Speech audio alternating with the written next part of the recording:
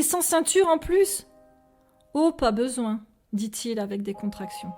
Enfin, ralentis quand même, j'ai mal au cœur là. Oh, désolé. La voiture roulait à une vitesse raisonnable à présent.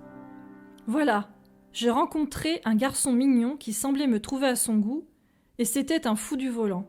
Franchement, je n'avais pas de chance, pensai-je. Au fait, le bal est costumé, clama-t-il en scrutant ma réaction. Ah oui ?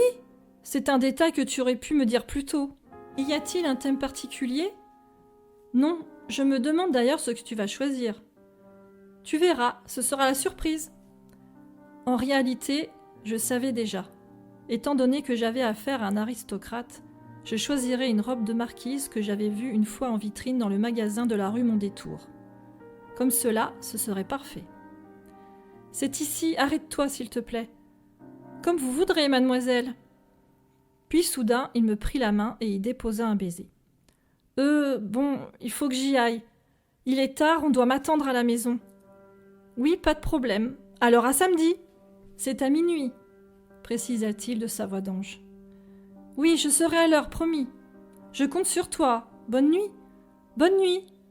Encore une fois, il démarra en trombe et les pneus crissèrent sur le bitume. J'avais passé une journée extraordinaire, comme hors du temps, avec un garçon charmant et, pas une seconde, je n'avais pensé à ma maladie. Par contre, ma tête commençait à tourner. J'étais épuisée. Finalement, la leucémie était toujours là en moi, quelque part, occupée à me ronger à petit feu. Samedi, plus que 3 jours à attendre avant de le revoir. L'attente serait longue. Le jour J arriva. Je me retrouvai devant le portail du château. Ma robe de marquise pourpre me gênait un peu pour marcher, mais je m'y adaptai vite. Arrivé dans une salle de réception noire de monde, je distinguai une sorcière, un masque de scrime, ainsi que de nombreux personnages assez étranges. Et puis, surprise, je le vis lui, Sébastien, en costume de marquis noir et or. Drôle de coïncidence. J'oubliai les gens qui m'entouraient et me dirigeai droit vers lui. « Bonjour Lisa, ravie de te revoir.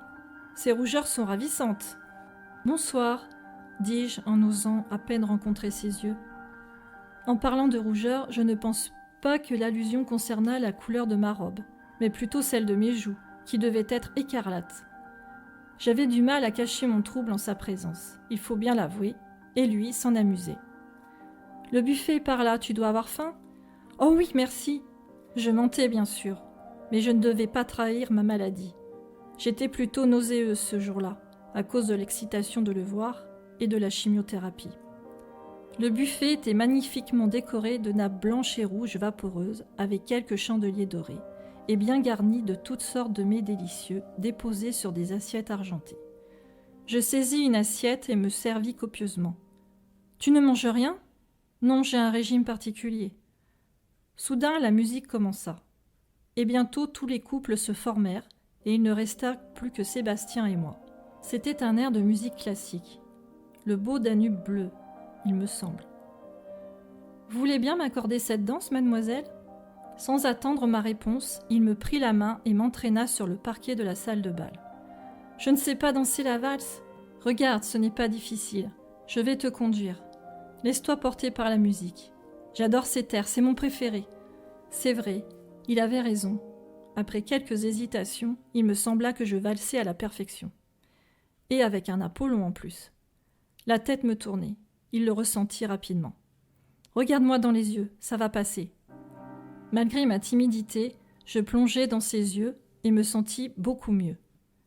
À la fin de la valse, il m'entraîna dehors si rapidement que nous nous trouvâmes en un instant près de la fontaine, le lieu de notre rencontre. Il serra ma taille. Je ne résistais pas. Il hésita un instant comme si l'épreuve était difficile pour lui, puis ses lèvres se posèrent sur les miennes. Le monde n'existait plus. Il n'y avait que lui et moi. J'étais infiniment bien à cet instant, dans les bras de cet être magnifique. Il interrompit notre étreinte passionnée. « Je sais que tu es gravement malade, je le lis dans tes pensées. Sans mon aide, tu vas mourir. Souhaites-tu que je te guérisse ? Oui, mais comment ?